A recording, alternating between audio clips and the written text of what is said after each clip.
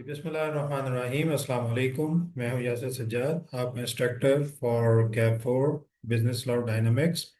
And today we are going to take our second lecture. कल मैंने आपसे बात की थी, हमने डिस्कस किया था कि हमारा स्टडी स्टाइल क्या होगा और हम किस स्ट्रेटजी पे चलेंगे।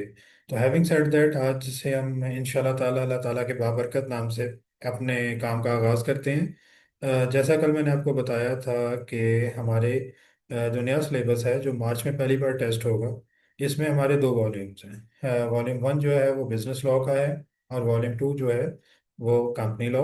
और आप सब जानते भी होंगे, आपने मुनासिब हद तक रिसर्च भी कर ली होगी कि पिछला जो कैप सेवन था और कैप फोर था, इन्होंने उसे मिक्स करके इसे नया सब्जेक्ट बनाया है। और कल हमने उसमें काफ़ी डिस्कस किया था सिलेबस के बारे में कि सिलेबस में क्या चेंज आई है। इन नटशेल के सिलेबस में कोई बहुत बड़ी चेंज नहीं आई, कुछ चीज़ें उन्होंने डिलीट की हैं, बट उसके बावजूद भी ये सिलेबस टू से वन पे नहीं आया, टू से 1.5 पे आया। तो आपको इस पर ज़्यादा एफर्ट करनी पड़ेगी इसमें, क्योंकि टाइम मैनेजमेंट बहुत इंपॉर्टेंट है। तो हम अपना जो लेक्चर है वो शुरू करेंगे बिजनेस लॉ से। और उसके बाद इंशाल्लाह ताला कंपनी लॉ के लेक्चर्स भी मैं कोशिश करूंगा कि साइड बाय साइड रिकॉर्ड करके मैं अपलोड करता जाऊं, ताकि जो बच्चा साथ साथ पढ़ना चाहता है वो पढ़ ले। अदरवाइज ये है कि हम एक के बाद दूसरे को कवर करेंगे अपने जो हमारे पास अवेलेबल टाइम। तो आज हम शुरू करते हैं बिजनेस लॉ अल्लाह ताला के बाबरकत नाम से। I am sharing screen with you. और स्क्रीन पे हम स्टडी टेक्स्ट को शेयर करेंगे और डिस्कस करेंगे कि जनाब हमारे जो कौन कौन से सब्जेक्ट टॉपिक्स हैं, या कौन कौन से चैप्टर्स हैं, और उन चैप्टर्स को हम किस तरह से लेके चलेंगे। तो जिस तरह मैंने कहा था कि हम सिलेबस को, जो सिलेबस आउटलाइंस है आई के अपने अलग से दी हुई हैं मुख्तलिफ सब्जेक्ट थी, उन्हें पहले डिस्कस नहीं करेंगे। हम अपने स्टडी टेक्स्ट का ही जो टेबल ऑफ कंटेंट है उसे सिलेबस समझ के उस पर बात करेंगे। तो आज हम उस पर बात करते हैं, और उसके बाद जब हम सिलेबस मुनासिब हद तक कवर कर चुके होंगे या कंप्लीट कर चुके होंगे, तो फिर हम एज ए प्रिकॉशन एहतियातन जो स्टडी टेक्स्ट के अलावा आई कैप ने अपना कोर्स आउटलाइन दिया हुआ है उसे भी देख लेंगे कि हमने क्या सब कुछ कवर कर लिया, जो कुछ रहता है सिर्फ एहतियातन। अदरवाइज ये है कि आपका जो स्टडी टेक्स्ट है ये 100% सिलेबस को कवर करे। ठीक है। ये आपको स्क्रीन पे दिखाई दे रही होगी, बुक है business law dynamics cap four volume one. यहाँ पे लिखा होगा कहीं पे वॉल्यूम वन भी, शायद ऊपर लिखा होगा, गुजर गया है ऊपर। नीचे आते हैं तो ये लिखा हुआ है वॉल्यूम वन। और नीचे जाके हम जब इसका टेबल ऑफ कंटेंट खोलेंगे, आज हम डिटेल से डिस्कस करेंगे कि बिजनेस लॉ है क्या, हम इसे कहाँ से पढ़ना शुरू करेंगे, और बिजनेस लॉ में कौन कौन से इंपॉर्टेंट फीचर्स हैं। और फिर हम इसे समझते हुए अपने सिलेबस के आखिरी चैप्टर तक 15 तक पहुंचेंगे, और उसके बाद फिर हम बाकायदा चैप्टर वन का आगाज़ करेंगे। सो अल्लाह ताला के बाबरकत नाम से आगाज़ करते हुए, बिस्मिल्लाह रहमान रहीम। Chapter number one, introduction to the legal system. तो जब भी हमें कोई नई चीज़ पढ़ना होती है तो सबसे पहले में हम उसकी जो बेसिक्स हैं, जो बुनियाद है, उसे समझने की कोशिश करते हैं। आप लोगों को याद होगा कि जब आप एफएससी कर रहे थे तो एफएससी में फिजिक्स केमिस्ट्री बायो पढ़ते थे, तो उसके पहले चैप्टर में जनरली ये होता था कि डेफिनेशन ऑफ फिजिक्स क्या है। उस वक्त हम भी अपने दौर में ये पढ़ चुके हैं। उस वक्त हमें समझ नहीं आती थी कि यार ये डेफिनेशन क्यों रटवाते हैं, क्या मकसद है इसका। और हम मजाक में भी बात करते थे कुछ, उस वक्त हमारा एक विजन भी नहीं होता था। जब आप आगे बढ़ेंगे, आप भी मैच्योर होंगे, सीनियर होंगे, तो आपको एहसास होगा कि किसी भी चीज़ को समझने से पहले उसकी जो रस्मी डेफिनेशन के इसमें आता क्या कुछ है वो हमें समझनी पड़ती है, ताकि हम डिस्ट्रैक्ट ना हो जाएं। अगर हम फिजिक्स के स्टूडेंट हैं तो हमें पता हो कि जो भी हम नई चीज़ पढ़ रहे हैं सोशल मीडिया पे, इंटरनेट पे, या किसी किताब में, तो वो फिजिक्स से रिलेटेड है। ये ना हो कि वो फिजिक्स से मिलती जुलती कोई चीज़ हो और हम अपने फिजिक्स के चक्कर में पढ़ते चले जाएं, और काफ़ी दिन बाद हमें एहसास हो कि यार ये तो फिजिक्स की डेफिनेशन में पूरा नहीं उतरती, ये चीज़ तो किसी और सब्जेक्ट से रिलेट करती है, तो मैंने तो अपना टाइम वेस्ट किया, क्योंकि मैं इसे कहीं यूज़ नहीं कर पाऊंगा, because I am physician, I am not a chemist, और I am not a biologist. तो हमें पहले बहुत क्लियरली आउटलाइंस डेवलप करनी होती है, तो वही हम यहाँ करने लगे हैं। सबसे पहले हम सीखेंगे introduction to the legal system. कि लीगल सिस्टम होता क्या है, लॉ किसे कहते हैं हमको, लॉ के क्या डायनामिक्स होते हैं, लॉ की डेफिनेशन क्या है, लॉ बनता कैसे है, ठीक है, लॉ को इम्प्लीमेंट कैसे किया जाता है, क्या लॉ फ्लेक्सिबल होता है या लॉ बड़ा रिजिड होता है कि एक बार बना दिया तो सब ने आंखें बंद करके इसे फॉलो करना है, या अगर हालात के मुताबिक हमें लगे कि लॉ चेंज होना चाहिए तो क्या इसे चेंज कर देना चाहिए। सिर्फ दो लोग, दो या तीन या चार लोगों को पसंद नहीं आ रहा तो उनके कहने पे चेंज कर देना चाहिए।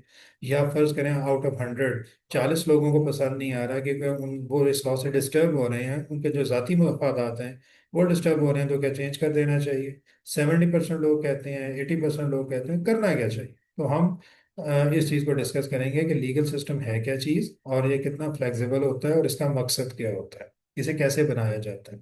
फिर चूंकि हम पाकिस्तान में बैठे हैं, पाकिस्तान की क्वालिफिकेशन कर रहे हैं, और पाकिस्तान के हिसाब से हम आगे बढ़ेंगे अपनी क्वालिफिकेशन में भी, तो हम ये पढ़ेंगे कि पाकिस्तान में लॉ मेकिंग का प्रोसेस क्या है। जब भी नया कानून बनाना होता है तो पाकिस्तान में वो कानून कैसे बनाया जाता है और कैसे इम्प्लीमेंट किया जाता है, और फिर लॉ की कितनी किस्में होती हैं, एटसेट्रा। ये सारी चीज़ हम इसलिए पढ़ेंगे कि जब हम बिजनेस लॉ पढ़ें तो हमें पता चले कि बिजनेस लॉ भी एक लॉ है, और इस लॉ को हमने इस सेंस में समझना है कि ये कैसे बनाया गया, इसके बनाने का मकसद क्या था। जब ये चीज़ आप मकसद जहन में रख के एक लॉ को पढ़ेंगे ना, तो फिर आपको लॉ ज़्यादा समझ आएगी। से फॉर एग्जांपल मैं कहता हूँ जी कि you have to follow traffic rules, और you have to follow the red light, green light and yellow light, और फिर मैं आपको बताऊँ जी रेड लाइट का ये मतलब होता है, ग्रीन का ये होता है, येलो का ये होता है, और आप इसे रट लें। अब मैं आपसे पूछूं भाई इसका मकसद क्या है, ये इशारे क्यों लगाए जाते हैं, आपने मकसद पे तो गौर ही नहीं किया, तो आप तो आंखें बंद करके फॉलो कर रहे हैं।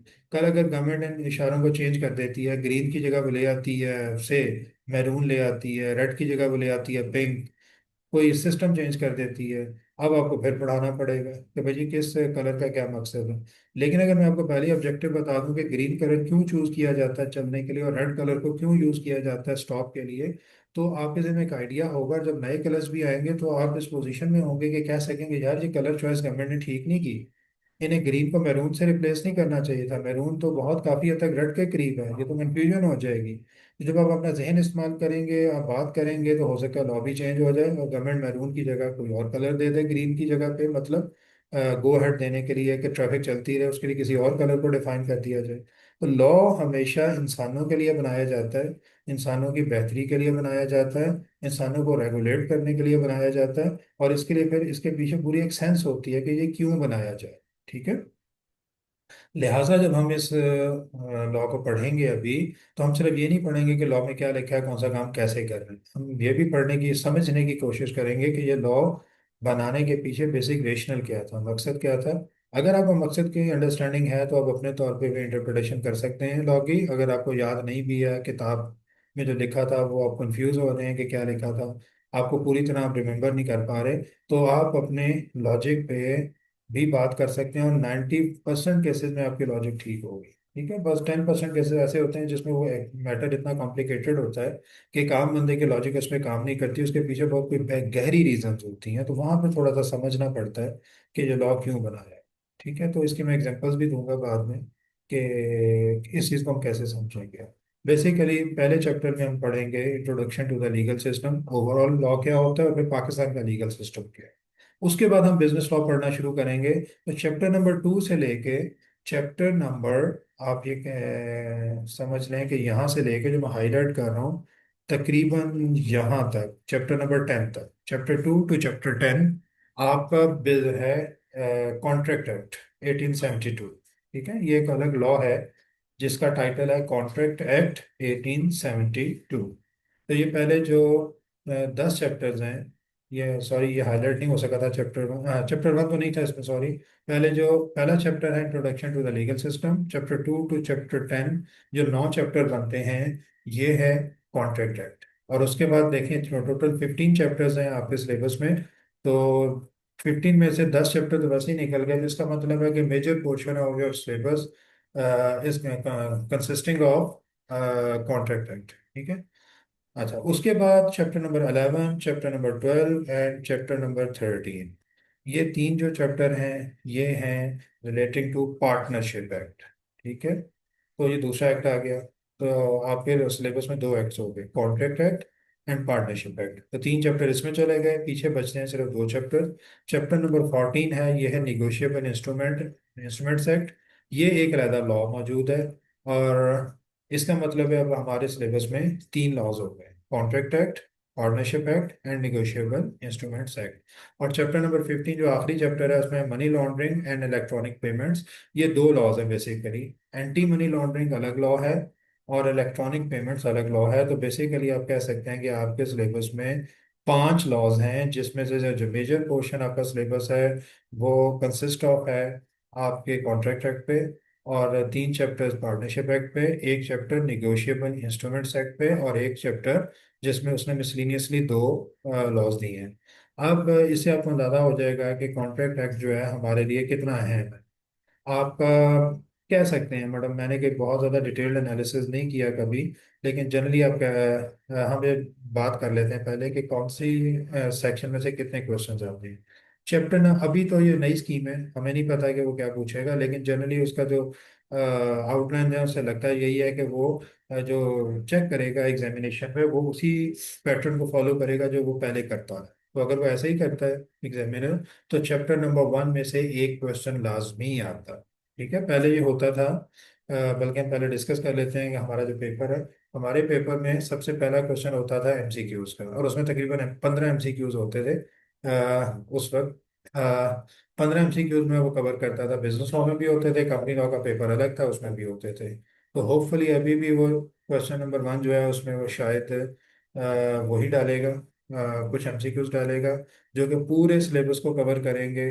और आपके जो सिलेबस के बेसिकली चार बड़े सेक्शन बनते हैं: introduction to the legal system, contract act, partnership act, बल्कि पांच बनते हैं: introduction to the legal system, contract act, partnership act, negotiable instruments act और अदर लॉज, जिसमें दो लॉ है।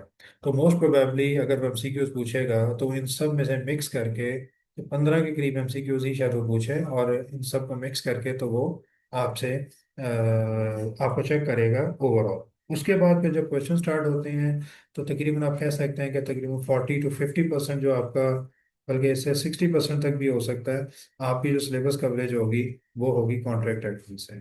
और पार्टनरशिप एक्ट में से एक, मतलब कॉन्ट्रैक्ट एक्ट में से आप कह सकते हैं कि तकरीबन ऑन एवरेज वो 10 क्वेश्चन तो पूछता है। 10 से ज़्यादा पूछता है, 10 11 या 10 तो पूछता है। तो 10 में से एक क्वेश्चन हो जाएगा आपका एमसीक्यूज का। और तकरीबन 5 से 6 क्वेश्चन आपके हो जाएंगे कॉन्ट्रैक्ट एक्ट के, और बाकी एक क्वेश्चन हो जाएगा पार्टनरशिप एक्ट से, एक क्वेश्चन लाजमी आएगा निगोशिएबल इंस्ट्रूमेंट्स एक्ट से, और एक क्वेश्चन लाजमी आएगा अदर लॉ से, जिसमें दो लॉज हैं। तो ये तकरीबन इस तरह मिल मिला के वो आपके लिए 10 क्वेश्चन बनाएगा। तो contract act is the most important and most relevant section of your syllabus. उसमें लेकिन ये ऐसा नहीं है कि इसका मतलब है कि हम बाकियों को ज़्यादा तवज्जो नहीं देंगे, तवज्जो हमें हर चीज़ को देनी पड़ेगी। तो ये एक मोटी सी इंट्रोडक्शन थी। और जब हम जनरली सिलेबस आउटलाइंस डिस्कस करते हैं तो उसमें बहुत डिटेल में जाके मार्किंग प्लान भी देख रहे होते हैं, और उसमें हम ये भी देख रहे होते हैं कि जनाब कौन से एरिया से वो 40% ले रहा है, 50 ले रहा है। तो वो चीज़ें बहुत मैटर करती हैं। बट मेरा पॉइंट ऑफ व्यू हमेशा हमेशा से ये रहा है कि बेटा अगर आप लोग मेरे साथ बैठ के ये 15 के 15 चैप्टर बहुत अच्छी तरह पढ़ लेते हो, तो अब वो कौन से सेक्शन से क्या पूछे क्या ना पूछे ये हमें मैटर नहीं करता। हमें हर चीज़ का पता है, हमें अंदाज़ा है कि हमें पेपर में कैसे लिखना है, किस हद तक लिखना है, हमने तैयारी की हुई है। ये मोस्ट इम्पॉर्टेंट चीज़ है। वो भी इम्पोर्टेंट है कि वो वहाँ से क्या पूछेगा, लेकिन वो सेकेंडरी इंपॉर्टेंस है। प्राइमरी इंपॉर्टेंस इस चीज़ की है कि आपको आता क्या है। तो हम अपनी ज़्यादा तवज्जो लर्निंग पे और उसे इस हिसाब से इम्प्लीमेंट करने में लगाएंगे कि हम एग्जाम को भी पास करें, लेकिन प्लस हमारे पास लर्निंग भी हो, मतलब कोई चीज़ भी तो सीखे ना, हम सिर्फ एग्जाम ना पास करें रटे रूटे लगा के। तो इंट्रोडक्शन टू लीगल सिस्टम, और फिर जो है partnership contract act, partnership act, negotiable instruments act और अदर लॉ। ठीक है, ये हमारा सिलेबस है। अच्छा, आज हम शुरू करेंगे थोड़ा सा introduction to the legal system. और जैसे मैं नीचे जाके आपको आइडिया देता हूँ, पहले चैप्टर का हम लेआउट देख लेते हैं कि चैप्टर में देता है क्या है। ये देखें जी, introduction to the legal system का चैप्टर शुरू हुआ। थ्योरी जैसे हर चैप्टर में होती है, आपको एक्सप्लेनेशन दे रहे हैं मुख्तलिफ चीज़ों की, और आखिर में जाके वो चैप्टर के वो उसे समअप करता है पूरे को, नीचे जाके करेगा। और उसके बाद फिर क्या है कि ऑब्जेक्टिव बेस्ड क्वेश्चन देता है। जो मैंने आपको बताया कि पहला जो क्वेश्चन आता है हमेशा वो ऑब्जेक्टिव बेस्ड आता है। तो यहाँ वो तकरीबन 20 25 30 के करीब, पहले तो वो हाँ 30 के करीब देता है यहाँ पे। तो ये देखिए तकरीबन उसने 25 के करीब एमसीक्यूज दिए हैं आपको प्रैक्टिस के लिए। लेकिन ये जरूरी नहीं है कि इसी में से वो क्वेश्चन पूछे, इसमें से भी घुमा फिरा के पूछ सकता है, थोड़ा सा चेंज करके, लेकिन वो खुद अपने भी डिजाइन करेगा। तो हम पहले पूरे चैप्टर को पढ़ेंगे और उसके बाद फिर हम उसके एमसीक्यूज भी डिस्कस करेंगे, और इसमें करते करते हम आगे अगले चैप्टर्स पे चलते चले जाएंगे। और मेरी कोशिश ये होगी कि एक या दो या तीन चैप्टर्स करने के बाद मैं एक पेपर बना के आपसे शेयर करूंगा। आपको मैं टाइम प्लान दूंगा कि आपने ये पेपर कितने घंटे में करना है, और उसके बाद आप वो फिर सेल्फ चेक आपको अपने पे लगाना पड़ेगा कि आप, अगर मैं आपको कहता हूँ ये पेपर 1 घंटे में करना है, तो 1 घंटे से 1 सेकंड भी ऊपर ना हो। जो ही 1 घंटा पूरा हो, मुझे फौरन अपना पेपर बंद कर दें और उसे कॉपी करके मुझे भिजवा दें। ये इसलिए कि मैं आप पे कंट्रोल कर नहीं पाऊंगा क्योंकि हम ऑनलाइन क्लासेस में हैं। लेकिन ये अब आपकी अपनी बेहतरी के लिए जिम्मेदारी है कि चीज़ को स्ट्रिक्टली फॉलो करें। ठीक है ना, अच्छी परफॉर्मेंस के चक्कर में डंडी नहीं मारनी आप लोगों ने। ये मेरी आपसे रिक्वेस्ट है। आस्ता आस्ता आप खुद ये फील करेंगे कि जब हम आगे बढ़ते जाएंगे तो आपकी जो तैयारी का स्टाइल और आपकी अंडरस्टैंडिंग बेहतर होती जाएगी। लेकिन ये है कि जो मैं कहूँगा आपको स्ट्रिक्टली उसे फॉलो करना है, और मैं आप लोगों पे ट्रस्ट करते हुए एज्यूम करूँगा कि आप लोग बिल्कुल उसे ऐसे ही फॉलो कर रहे हैं चीज़ों इंस्ट्रक्शन को, जैसे मैं आपको दे रहा हूँ। तो जब मैं क्वेश्चन पेपर आपको भेजूंगा, तो मैं साथ इंस्ट्रक्शंस का भी एक छोटा सा पेज आपको भेजूंगा जिसमें इंस्ट्रक्शंस लिखी होंगी। पहले आप इंस्ट्रक्शन पढ़ लेंगे और फिर आप पेपर सॉल्व करके मुझसे शेयर करेंगे। और मैं कोशिश करूंगा कि कोई ऐसा मैकेनिज्म डेवलप करूं कि सब बच्चों के पेपर शेयर हो जाए, मतलब मैं देख लूं, चेक कर लूं। अगर अल्लाह तौफीक दे हम लोगों को, मेरे पास बहुत ज़्यादा बच्चे हो गए ऑनलाइन, तो शायद पॉसिबल नहीं होगा मेरे अकेले के लिए, तो मैं कोशिश करूंगा किसी और को हायर करूं अपने साथ, या फिर ऐसे कि मैं चंद पेपर चेक करके उन बच्चों को मैं मतलब गाइडलाइन दे दूं कि आपने अपने पेपर में क्या गलती की है सॉल्यूशन में, और फिर उन्हें कुछ पेपर्स एलोकेट कर दूं कि बेटा कि बाकी बच्चों के पेपर आप जरा चेक करें और मुझे इस पर फीडबैक दें। मतलब हम कोशिश ये करेंगे कि हर बच्चे को एक बार एग्जामिन जरूर किया जाए, बाय वन वे और अदर, ठीक है, और उसे बताया जाए कि जनरली हमारे इस पेपर में क्या गलती की है बच्चों ने। हैविंग सेड दैट हम शुरू करते हैं। तो चैप्टर का जो स्ट्रक्चर है वो मैंने आपको बता दिया है कि पहले वो थ्योरी देगा और चैप्टर के एंड पे एमसीक्यूज देगा आपकी प्रैक्टिस के लिए। और हाँ, उसके अलावा कुछ और एमसीक्यूज भी मैं अपने पेपर्स में और अदरवाइज भी आपसे शेयर करूंगा। कोशिश करूंगा कि मैं खुद से डिज़ाइन करके आपको भेजूं जिससे अपनी प्रैक्टिस होती रहे। बट इसके साथ हमें डिटेल्ड क्वेश्चन की प्रैक्टिस करनी है कि अगर एक डिटेल्ड क्वेश्चन आता है तो उसे कैसे लिखना है, क्वेश्चन का शुरू कैसे करना है और एंड कैसे करना है। तो अभी हम आगाज़ करते हैं अल्लाह ताला के बाबरकत नाम से, दोबारा से बिस्मिल्लाहिर्रहमानिर्रहीम पढ़ते हुए। Chapter number 1, introduction to the legal system. ठीक है, इस चैप्टर का बेसिक मकसद मैंने आपको बता दिया। अभी हम पूरे सिलेबस को कवर करें। Chapter number 2, offer acceptance and revocation. अब हम पढ़ने लगे हैं कॉन्ट्रैक्ट। कॉन्ट्रैक्ट एक्ट जो होता है इसका बुनियादी मकसद ये है कि हम अपनी ज़िंदगी में जो मुख्तलिफ कॉन्ट्रैक्ट्स करते हैं मुख्तलिफ लोगों के साथ, तो इन कॉन्ट्रैक्ट में किन किन चीज़ों का ख्याल रखना चाहिए बनाते हुए, इनमें से कौन सी चीज़ एप्लीकेबल होगी, कौन सी एप्लीकेबल नहीं होगी। फॉर एग्जांपल, मैं आपसे बात करता हूँ कि भाई मैं एग्री करता हूँ कि मैं आपको 2 लाख रुपया दूंगा, दैट्स इट, और कोई बात नहीं। और मैं आपको लिख के भी दे देता हूँ कि जी I agree, I would pay rupees 200,000 to you. और बाद में मैं कहता हूँ नहीं जी मैं किस चीज़ के पैसे दूँ, वो तो मैंने मजाक में कह दिया था। आप उसको कागज़ मुझे निकाल के दिखाएंगे, आप कहेंगे सर देखें हमने लिखा था यू आर लीगली बाउंड। हम यहाँ पे जब हम बात करेंगे ना किसी चीज़ की, तो हम इथिकल बाइंडिंग्स की बात नहीं करेंगे कि मैंने अपने वर्ड्स दे दिए तो मुझे किसी भी सूरत अपने अल्फाज का पास रखना है।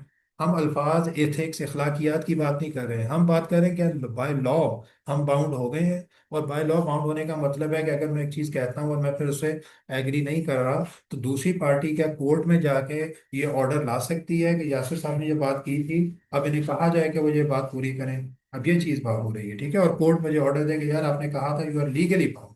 तो हम लीगल बाइंडिंग की बात करेंगे, इथिकल बाइंडिंग की बात नहीं करेंगे कि जब मैंने एक बात कर दी तो मेरा एक अच्छे इंसान की हैसियत से फर्ज है कि जनाब मैं इस चीज़ को पूरा करूँ, हमें इस चीज़ की बात नहीं करनी, ठीक है।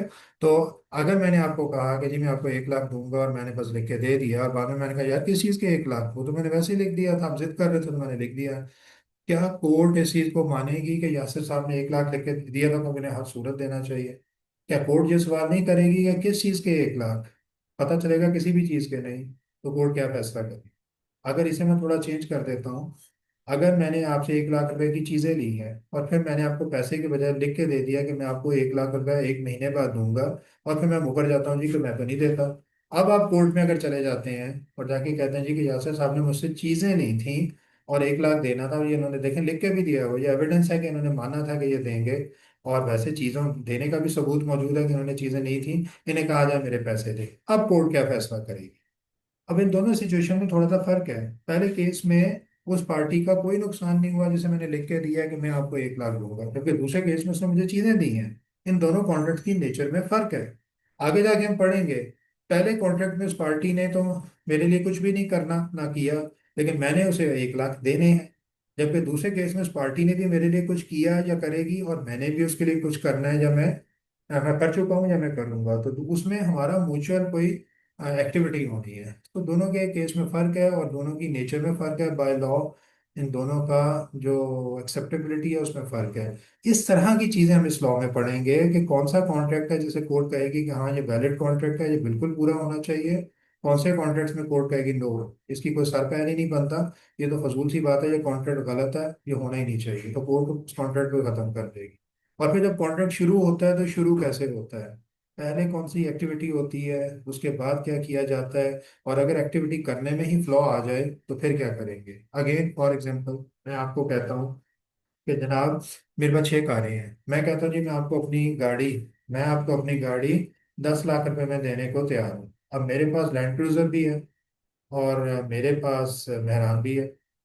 अब मेरे जहन में ये था कि मैं मेहरान की बात कर रहा हूँ, मैंने कहा जी मैं अपनी गाड़ी आपको 10 लाख में देने को तैयार हूँ। अब आपको भी पता है मेरे पास 2 गाड़ी है, आपको ये लगा मैं अपनी लैंड क्रूजर 10 लाख में देने को तैयार हूँ, हमने स्टार्टिंग में एग्रीमेंट कर लिया, मैंने लिख दिया कि मैं अपनी गाड़ी नहीं दूंगा, और गाड़ी का मैं जिक्र नहीं कर रहा, आपने भी ध्यान नहीं दिया, और आपने लिख दिया कि मैं 10 लाख दूंगा।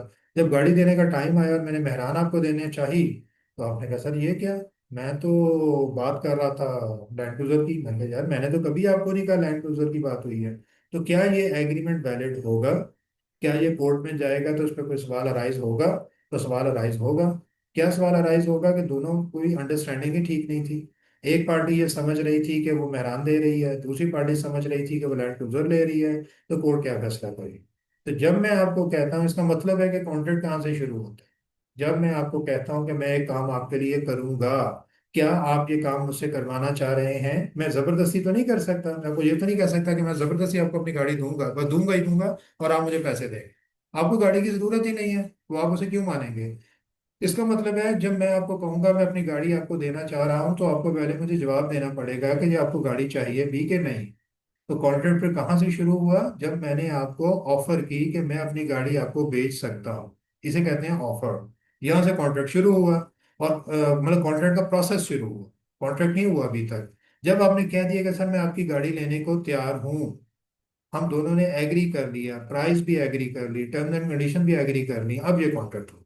इसका मतलब है कॉन्ट्रैक्ट शुरू कहाँ से होता है, किसी भी ऑफर से। एक पार्टी दूसरी पार्टी को ऑफर करती है कि मैं आपके लिए ये करना चाह रही हूँ, और इसके बदले में आप मेरे लिए ये करेंगे। जब दूसरी पार्टी इस ऑफर को एक्सेप्ट कर लेती है, मान लेती है, तो एग्रीमेंट हो जाता है या कॉन्ट्रैक्ट हो जाता है। ठीक है, कॉन्ट्रैक्ट और एग्रीमेंट में भी फर्क होता है बाय लॉ, उसे हम बाद में डिस्कस करेंगे।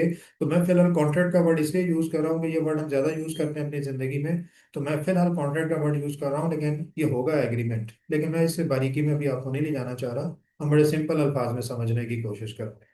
तो जब मैंने आपको ऑफर की, आपने उसे एक्सेप्ट कर लिया, तो हमारा कॉन्ट्रैक्ट है।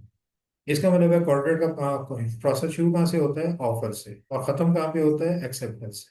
अब अगर मेरी ऑफर ही बड़ी एम्बिगस सी थी, जैसे मैंने अभी आपको कहा कि मैं आपको अपनी गाड़ी देना चाह रहा हूँ और मेरे पास 6 गाड़ी है, मैंने ये बताया ही नहीं कि कौन सी गाड़ी, तो ये फिर ऑफर में ही नुक्स है ना।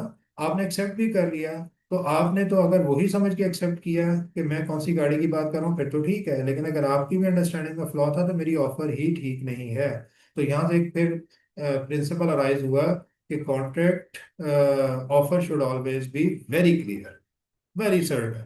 ठीक है, तो हम ये चीज पढ़ेंगे, हम इस लॉ में ये पढ़ेंगे कि ऑफर क्या होती है, ऑफर किस तरह दी जा सकती है, ऑफर बोल के दी जाए या लिख के देना लाजमी है, या कोई और मोड है ऑफर देने का, और ऑफर के अंदर कौन कौन से फीचर्स होने चाहिए कि अगर ये नहीं होंगे तो ऑफर लीगली बाइंडिंग ही नहीं होगी, हम ये कहेंगे कि ऑफर वैलिड ही नहीं है, ये ऑफर ठीक तरह से दी नहीं गई। फिर हम एक्सेप्टेंस की बात करेंगे कि जनाब एक्सेप्टेंस क्या है, एक्सेप्टेंस कब होगी, कब नहीं होगी। मैंने कहा जी मैं आपको अपनी गाड़ी देना चाहता हूँ, मेहरान देना चाहता हूँ और 10 लाख में देना चाहता हूँ, कल आप मुझसे ले सकते हैं अगर आप कैश पेमेंट करें, तो बड़ी क्लियर ऑफर है। आपने उसके जवाब में खामोशी अख्तियार की, ठीक है, आप बोले ही नहीं, तो क्या ये ऑफर एक्सेप्ट हो गई? लगता है कि नहीं, अगर मैंने ऑफर में पहले ही कह दिया कि अगर आप खामोश रहे तो मैं समझूंगा कि आपने ऑफर एक्सेप्ट कर ली, आप खामोश रहे, ठीक है, तो क्या ये ऑफर एक्सेप्ट हो गई? अब हमें ये सवाल अराइज होगा, ठीक है। मैंने आपको लेटर लिखा और मैंने लिखा जी कि ये मेरी ऑफर है, अगर आपने इसका जवाब ना दिया थ्रू लेटर तो मैं समझूंगा कि आपकी मेरी ऑफर आपने एक्सेप्ट कर लिया। और जब ऑफर एक्सेप्ट हो गई वो तो एग्रीमेंट हो गया। अब अगर आप गाड़ी नहीं लेते तो मैं कोर्ट में जा सकता हूँ कि भाई देखें इन्होंने मुझसे एग्रीमेंट किया था या कॉन्ट्रैक्ट किया था और ये गाड़ी नहीं ले रहे, तो कोर्ट क्या कहेगी?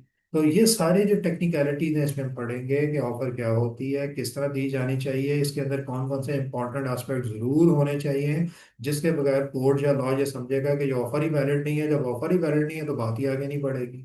फिर हम एक्सेप्टेंस की बात करेंगे कि एक्सेप्टेंस किस तरह दी जानी चाहिए, ठीक है। एक्सेप्टेंस में मेन फीचर्स क्या हर सूरत होने चाहिए, अगर वो फीचर्स नहीं है तो एक्सेप्टेंस को वैलिड कंसिडर नहीं किया जाएगा।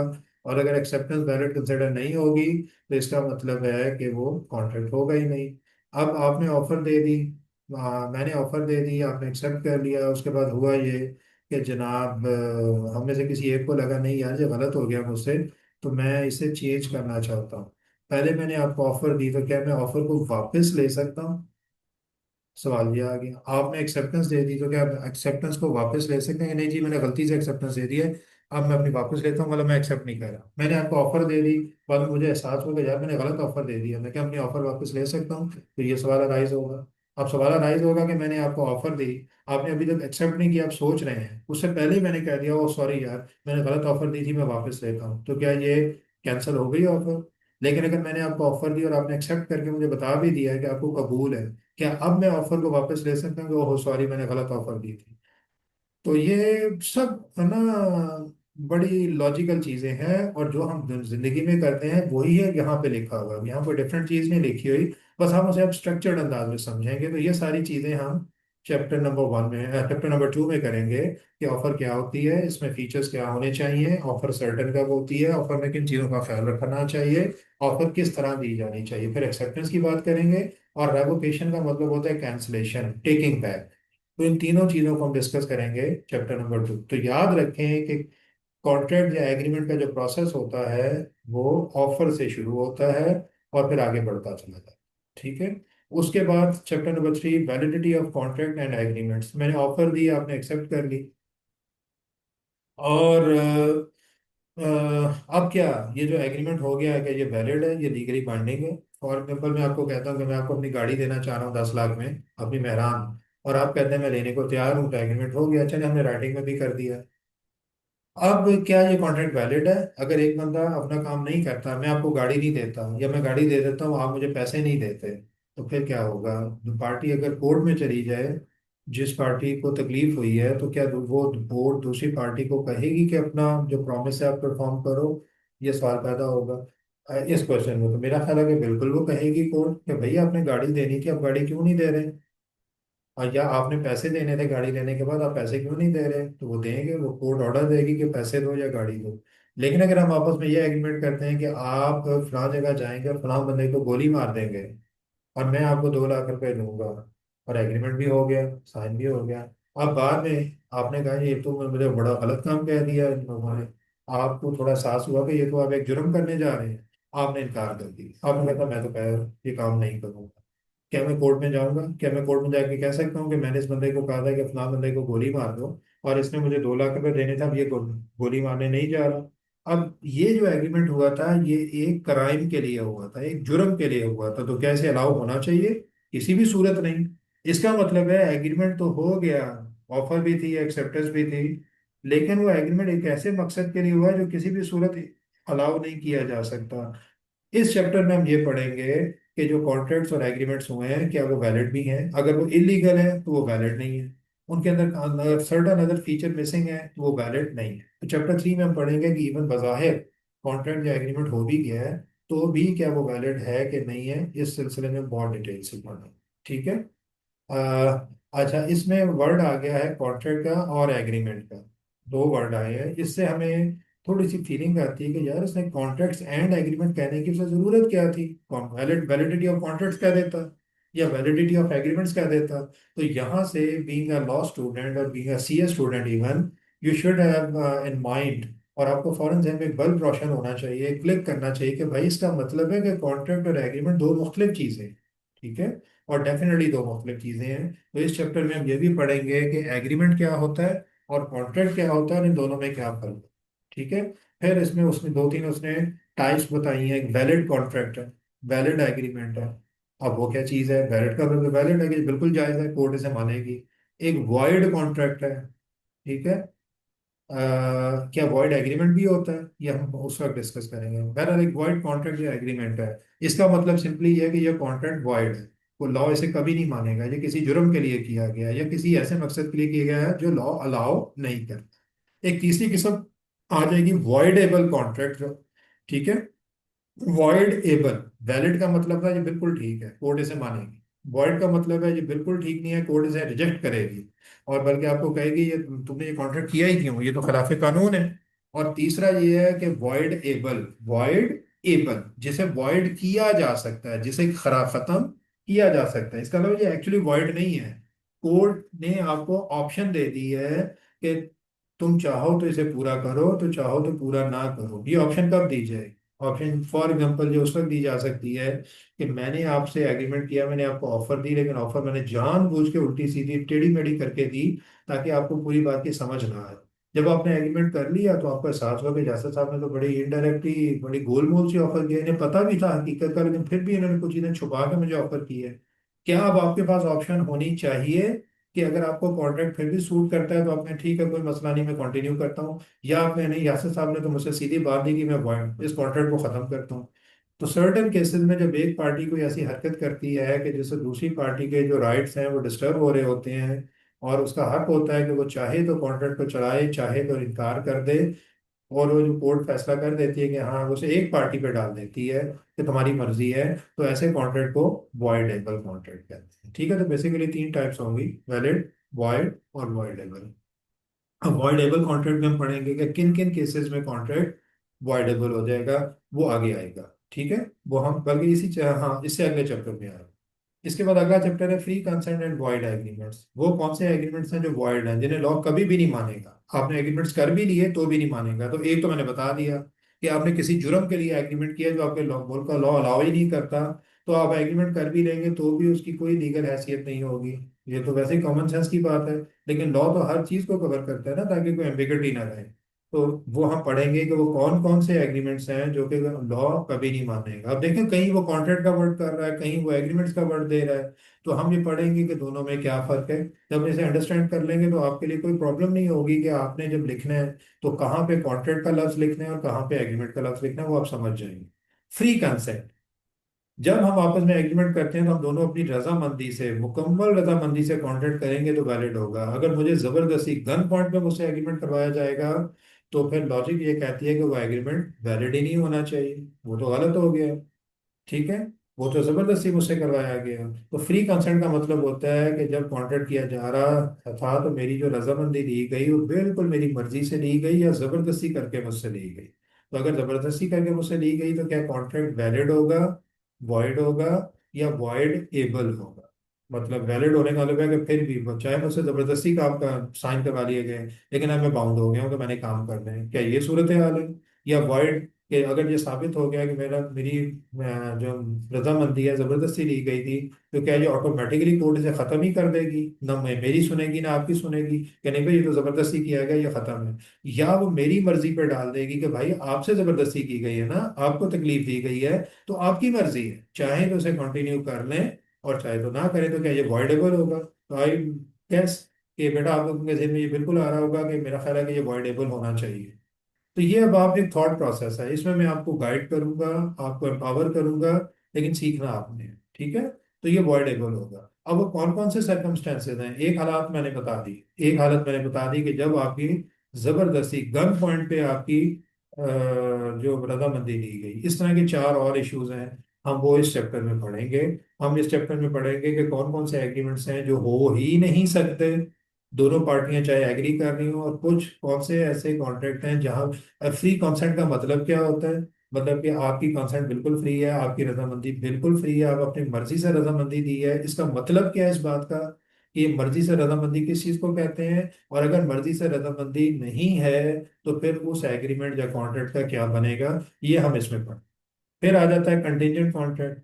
कुछ ऐसे कॉन्ट्रैक्ट होते हैं जो कि डिपेंड कर रहे होते हैं कि अगर कोई काम हुआ तो हम ये काम करेंगे। जैसे इंश्योरेंस कॉन्ट्रैक्ट होता है कि वो कहते हैं, आप इंश्योरेंस कंपनी से एग्रीमेंट करते हैं कि मैं आपको एक इंश्योरेंस प्रीमियम देता हूँ, आप मेरी गाड़ी इंश्योर कर लें, और अगर मेरी गाड़ी का एक्सीडेंट हुआ तो वो नुकसान आप भरेंगे। तो कॉन्ट्रैक्ट क्या है कि अगर नुकसान हुआ तो लॉस भरेंगे, अगर गाड़ी का नुकसान नहीं हुआ तो इंश्योरेंस कंपनी आपको एक पैसा भी नहीं देगी। और आपने फर्ज करें 50,000 रुपया दिया था पूरे साल के लिए इंश्योरेंस करवाने के लिए, तो एक साल गुजर गया, अल्लाह के फजल से एक भी एक्सीडेंट नहीं हुआ, तो 50,000 आपका खर्च हो गया, खत्म हो गया। ये आपने अकाउंटिंग में भी पढ़ा होगा, आई होप कि वो प्रीपेड इंश्योरेंस और वो सारी चीजें आप पढ़ते हुए आए होंगे। अगर आपको नहीं फिर भी आइडिया नहीं है तो मैं कहीं एक्सप्लेन भी कर दूंगा कि इंश्योरेंस का जो प्रोसेस होता है वो क्या होता है। बहरहाल इंश्योरेंस जो है, अब एक ऐसा कॉन्ट्रैक्ट है कि अगर एक्सीडेंट हुआ तो इंश्योरेंस कंपनी पैसे देगी आपको, आपका नुकसान भरेगी, अदरवाइज वो कुछ नहीं करेगी। तो ये कॉन्ट्रैक्ट वैलिड है कि नहीं? तो बिल्कुल वैलिड है, हम इसे पढ़ेंगे। ऐसा कॉन्ट्रैक्ट जो डिपेंड कर रहा होता है कि फ्यूचर में अगर कोई वाकया होता है तो ये कॉन्ट्रैक्ट परफॉर्म करेंगे, अदरवाइज नहीं करेंगे, ऐसे कॉन्ट्रैक्ट को कंटिजेंट कॉन्ट्रैक्ट है। ठीक है। इसी तरह आप अपने दोस्त को भेजते हैं कराची के, यार जा मेरा ये काम करा, अगर तुझे वहां कराची आने जाने में कोई नुकसान हुआ, किसी ने तुम्हें तंग किया और तुम्हें तकलीफ हुई, कोई फाइनेंशियल लॉस हुआ, तो मैं तुम्हारा लॉस पूरा कर दूंगा, बेफिक्र होके जाओ। और फिर वो अगर आ गया, आपको नहीं पता कि कोई इसे तंग करेगा कि नहीं करेगा, लॉस होगा कि नहीं होगा। तो ऐसा फ्यूचर इवेंट जो आप लोगों के इख्तियार में ना हो, लेकिन आपके कॉन्ट्रैक्ट की परफॉर्मेंस डिपेंड कर रही हो कि अगर ये इवेंट होगा तो कॉन्ट्रैक्ट परफॉर्म करेंगे, या अगर ये इवेंट होगा तो कॉन्ट्रैक्ट परफॉर्म नहीं करेंगे, या ये इवेंट नहीं होगा तो कॉन्ट्रैक्ट परफॉर्म करेंगे, या ये इवेंट नहीं होगा तो कॉन्ट्रैक्ट परफॉर्म नहीं करेंगे। तो चार केसेस बन जाते हैं ना प्रोबेबिलिटी थ्योरी के हिसाब से। तो ये हम इसमें पढ़ेंगे। ऐसे कॉन्ट्रैक्ट जो किसी फ्यूचर इवेंट के होने या ना होने पर डिपेंड कर रहे होते हैं उन्हें कहते हैं कंटिजेंट कॉन्ट्रैक्ट्स।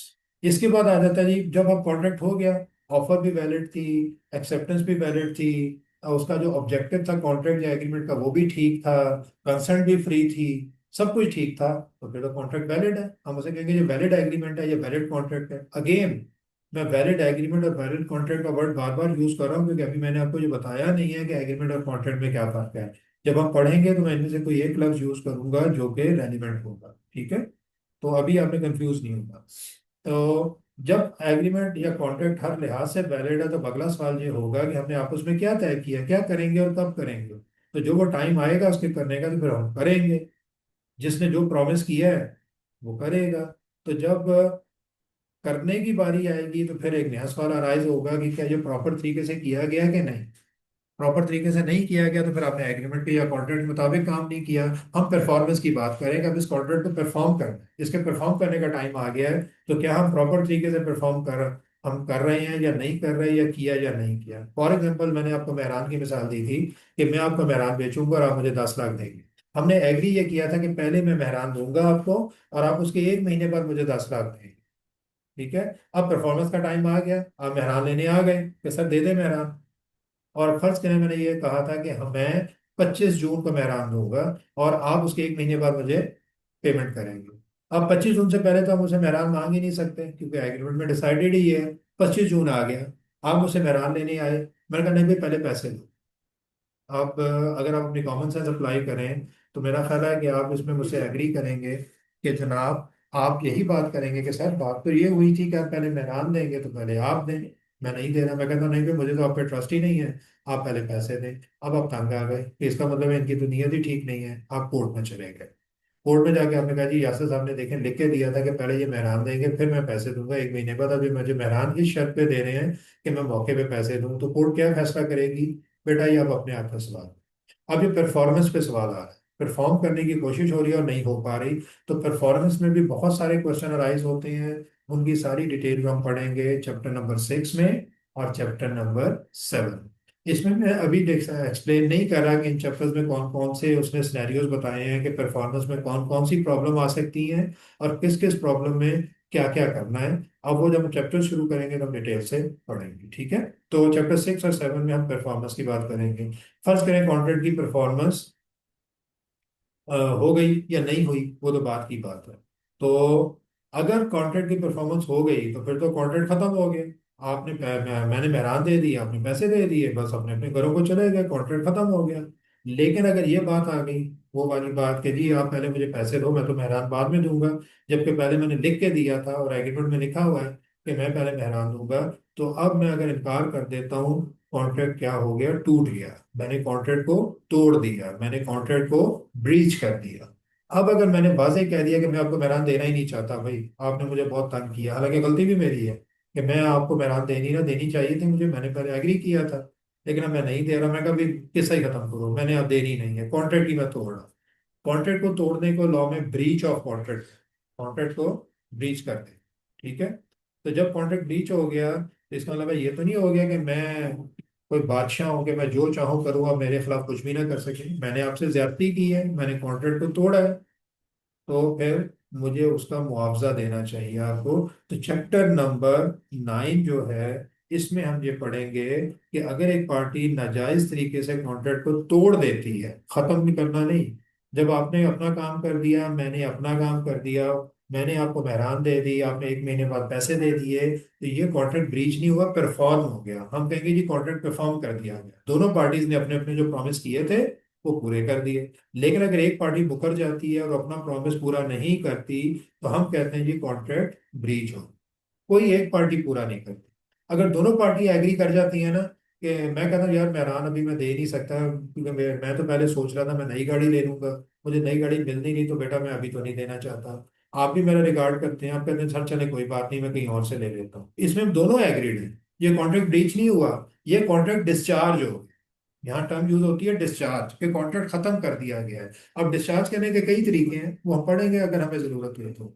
लेकिन जब एक पार्टी कॉन्ट्रैक्ट परफॉर्म करना चाह रही है और चाहती है कि वे परफॉर्म हो, लेकिन दूसरी पार्टी पीछे हट जाती है, तो हम कहेंगे कि कॉन्ट्रैक्ट ब्रीच हो गया। और अगर कॉन्ट्रैक्ट ब्रीच हो गया तो वो कितना कंपनसेशन देगी, कितना मुआवजा देगी दूसरी पार्टी को, उसका लॉस कैसे पूरी करेगी, ये सारी डिटेल्स हम, और वो मुआवजा कैसे कैलकुलेट होगा कि ये कितना पैसा दे। अब ये तो नहीं हो सकता कि मैंने आपको 2 लाख रुपए की चीजें देनी थी और मैंने नहीं दी, तो आप ये कहें जी मुझे, सर को कहेंगे मुझे 50 करोड़ रुपया दे, चीजें थी 2 लाख रुपए की, और आप मांग रहे हैं 50, तो ये तो नॉनसेंस है। तो फिर आपका नुकसान कितना हुआ है मेरे चीजें आपको ना देने से। कोर्ट उसे असेस करेगी, इस चीजें देखेगी, और उतना ही मुआवजा आपको मिलेगा जितना आपका नुकसान हुआ है। तो वो नुकसान कैसे कैलकुलेट करना है, कौन से केस में, ये सारी जो चीजें हैं चैप्टर नंबर 9 में पढ़ेंगे।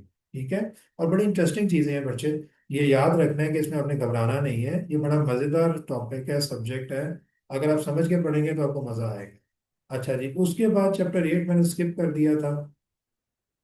चैप्टर 8 में क्या था, certain relations resembling those created by contract. ये बड़ा एक स्पेशल किस्म का एक एनवायरनमेंट है जो यहाँ पे लॉ में डिस्कस हुआ है कि बाज औक़ात मेरा आपसे कोई एग्रीमेंट नहीं होता, लेकिन लॉ एज्यूम करता है कि सोसाइटी को बेहतर तरीके से चलाने के लिए हमें एज्यूम करना पड़ेगा कि मेरा आपसे एक एग्रीमेंट हुआ है।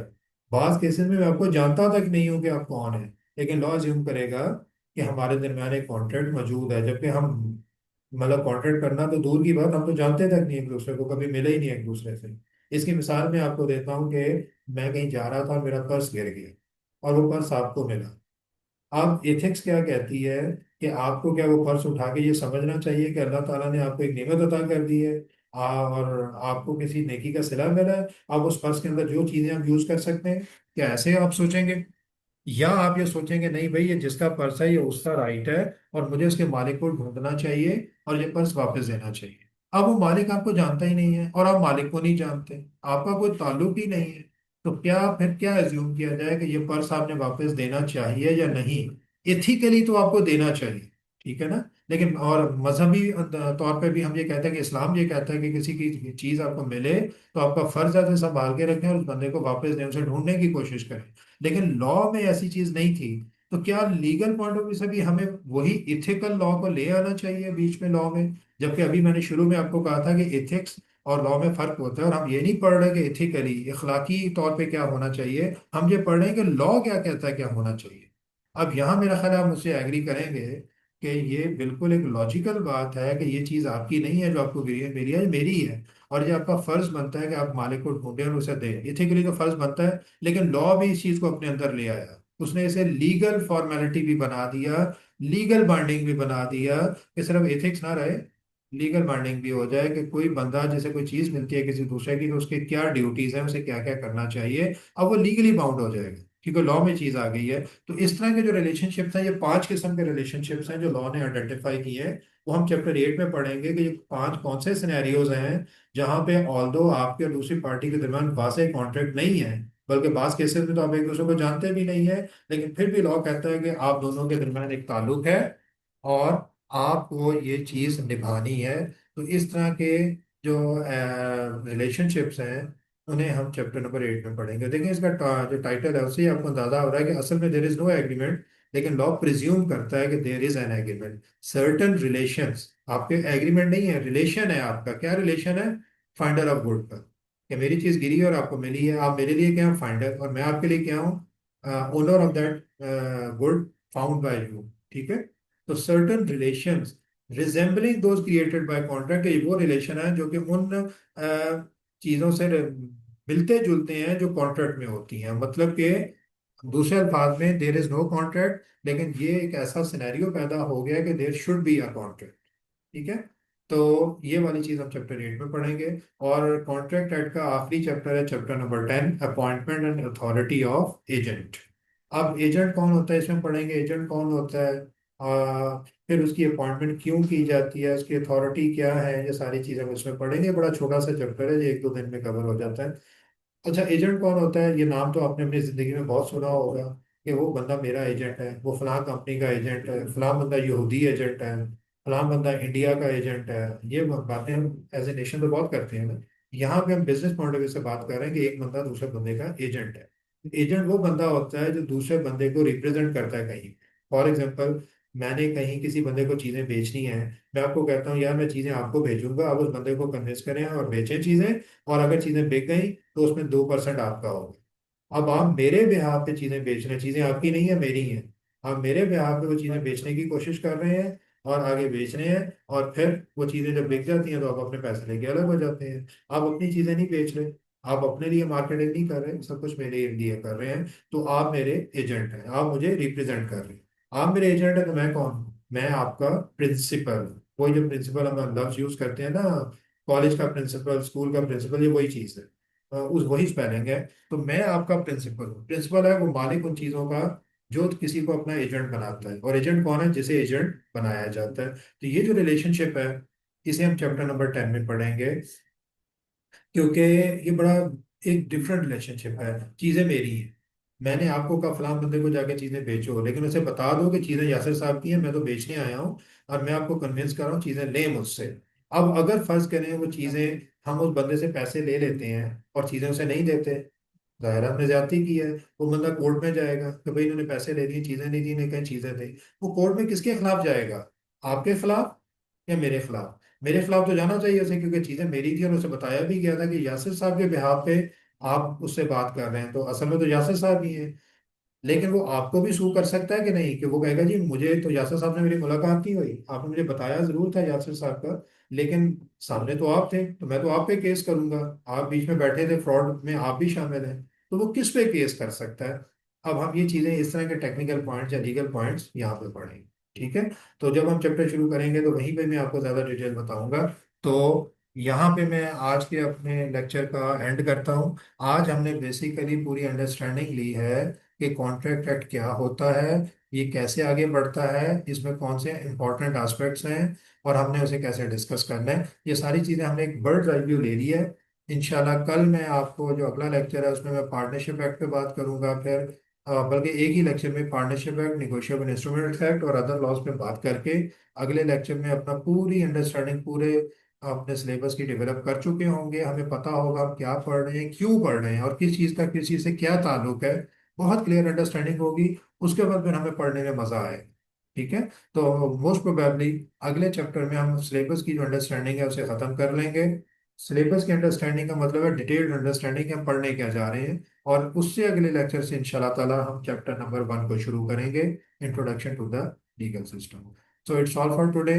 आई hope it's quite productive for you. अल्लाह ताला आप सब पे अपनी रहमतें, मोहब्बतें, शफकतें, करम नाजिल फरमाता रहे। इंशाल्लाह ताला सेहत और ज़िंदगी रही तो अगले लेक्चर में फिर मुलाकात होती है। ओके बच्चों, अल्लाह हाफिज़, अस्सलाम वालेकुम।